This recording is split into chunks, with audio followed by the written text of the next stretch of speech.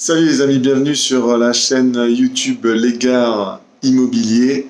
Aujourd'hui, alors deuxième vidéo sur la productivité, toujours pareil pour éviter d'avoir de la surcharge mentale. Si vous ne savez pas ce que c'est la surcharge mentale, je vous fais un petit rappel. C'est par exemple le fait d'avoir un liste de tâches dans la tête et de ne pas arriver à les faire et se sentir contre-productif. Le but du jeu, c'est bien évidemment de pouvoir évacuer ces tâches de la tête, ces tâches de sa tête, pardon, de son cerveau, pour pouvoir se focaliser sur les tâches importantes et éviter de perdre son temps durant une journée. Donc, deuxième vidéo. Donc, après la première vidéo qui était de contrôler sa vie, on va passer à prioriser ses actions. Parce que le but de contrôler sa vie, quand même, c'est de savoir gérer son temps. Et donc de savoir gérer sa productivité durant une journée. Et pour faire ça, il faut prioriser les actions. Alors dans la première vidéo, je vous ai donné des choses, des idées, des conseils pour pouvoir faire ça. Là, je vais vous en donner d'autres. Donc d'abord, je voulais vous dire, n'hésitez pas à vous abonner à la chaîne, toujours pareil, en cliquant sur le lien abonné, la petite cloche si vous voulez avoir des nouvelles vidéos, etc. etc. N'hésitez pas d'aller voir mon blog Legare Immobilier aussi. Je mettrai tous les liens que je parle dans les différentes vidéos, dans le corps de la vidéo. Pardon. Donc, alors, pour prioriser ces actions, on peut prendre différents critères. Moi, comme je vous dis, je prends des exemples sortis de livres ou des exemples que j'applique. Pour prioriser les actions, les critères, moi, par exemple, que j'utilise et que je fais un petit peu tous les jours, c'est, par exemple, commencer par classer les tâches par ordre de priorité et tant qu'à faire à échéance courte. Donc, par exemple... je vous donne un exemple, vous devez répondre à votre chef demain, ça va être une action prioritaire et à la fois à échéance très courte. Donc là, vous allez plutôt la faire en premier par rapport à rendre un compte rendu, par exemple, ou une autre chose la semaine suivante. Donc ça, c'est la première chose. L'autre chose que vous pouvez appliquer aussi, c'est exécuter les tâches qui demandent peu d'efforts. Par exemple, répondre à un mail parce que vous pensez que vous êtes le plus apte à y répondre, au lieu de déléguer, par exemple, la tâche à votre équipe, par exemple. L'autre chose aussi, comme je parle de critères de priorité et d'échéances courtes et qui demandent peu d'efforts, le but, bien évidemment, c'est de se donner un cadre de travail pour organiser notre journée. Pour organiser notre journée, parce que si on ne priorise pas les actions, toutes les actions vont nous paraître importantes ou toutes les tâches vont nous paraître prioritaires, et dans ce cas-là, à la fin de la journée, on aura dit « punaise, j'ai fait 46 000 tâches », mais j'ai pas été si productif que ça et j'ai pas fait celle peut-être qui aurait fallu que je fasse dans la journée. Donc je vous ai donné quelques exemples. Comme je lis pas mal de bouquins, je vais vous donner aussi des exemples de bouquins. Les liens des livres sont dans le corps de la vidéo, comme je vous l'ai dit. Donc par exemple dans le bouquin d'Olivier Roland, je crois qu'il s'appelle « Tout le monde n'a pas eu la chance de passer son bac » ou un truc comme ça, il explique qu'il priorise ses tâches en 5 actions. La première, c'est il supprime les tâches, celles que, on va dire, il se pose la question à chaque fois que est-ce nécessaire que j'exécute cette tâche, est-ce qu'elle est de mon niveau, etc., etc. Donc la première chose, c'est qu'il élimine les tâches qui pour lui ne sont pas nécessaires ou ne sont pas de son niveau. La deuxième chose, c'est, comme je vous l'ai dit un peu plus tôt, les tâches qui prennent moins de 2 minutes, donc qui demandent peu d'efforts, pour relier un peu ce que je disais plus tôt.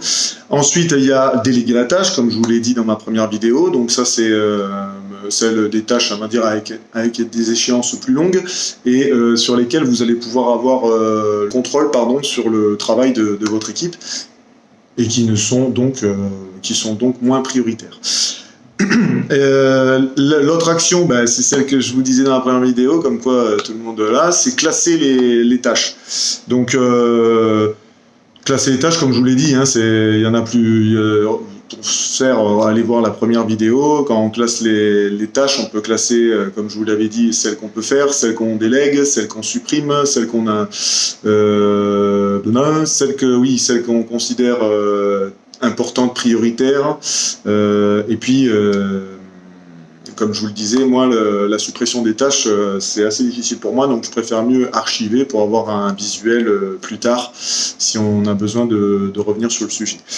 Et enfin, l'autre chose, c'est planifier ses actions, ses tâches. Alors ça, comme je vous l'ai dit déjà, si vous me suivez, planifier ses tâches, c'est par exemple le soir, avant de partir, c'est écrire les tâches que vous devez absolument faire le lendemain.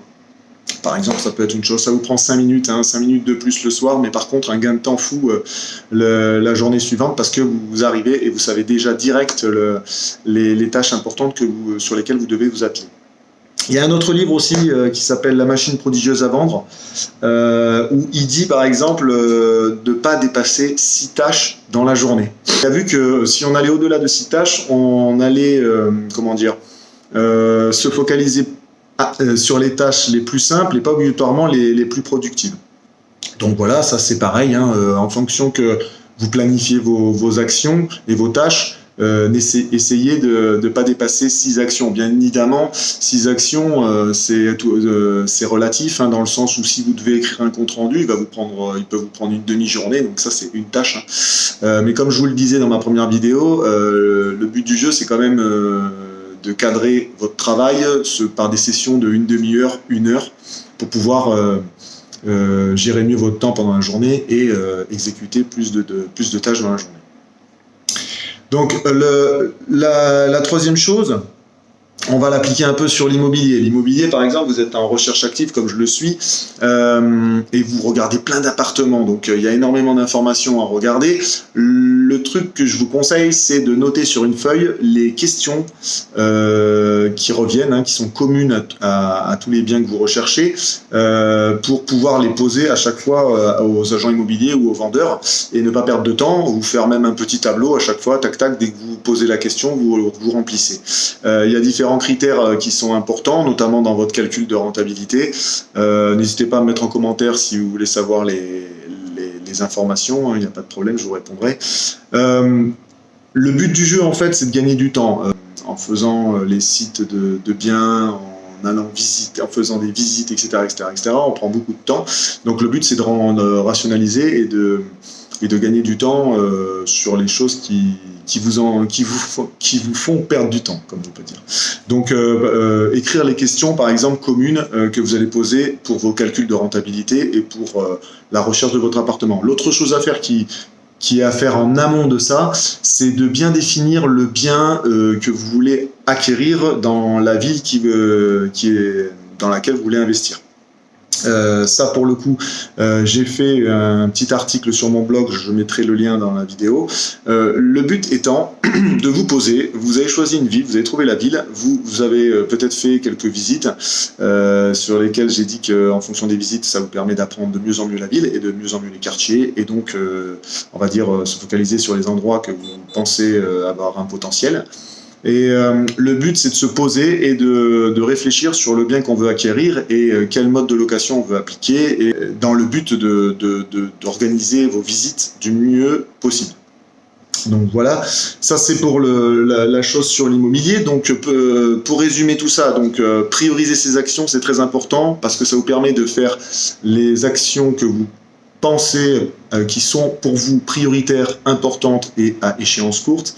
Réfléchir en amont pour une recherche d'immobilier au bien que vous voulez que vous voulez acheter, et écrire en avance les questions communes que vous allez poser à tous les agents immobiliers et les vendeurs pour faire votre petit tableau et vos calculs de rentabilité par la suite. C'est important en fait de prioriser ces actions. Moi, comme je vous le dis, je prends le temps le soir par exemple de planifier les actions que je vais faire le lendemain. Vous pouvez faire ça sur une plus grande échéance. Moi, je fais aussi un papier de planification des choses que je dois faire dans le mois. Ça, c'est pour les grosses tâches, comme je disais, écrire un compte-rendu, faire une étude, etc., etc. Enfin, pour les échéances un peu plus longues, moi, j'ai un papier pour le mois et un petit papier pour les actions du lendemain, où on peut utiliser les outils comme Outlook. Outlook, vous pouvez créer vos tâches et marquer votre avancée des tâches grâce à Outlook.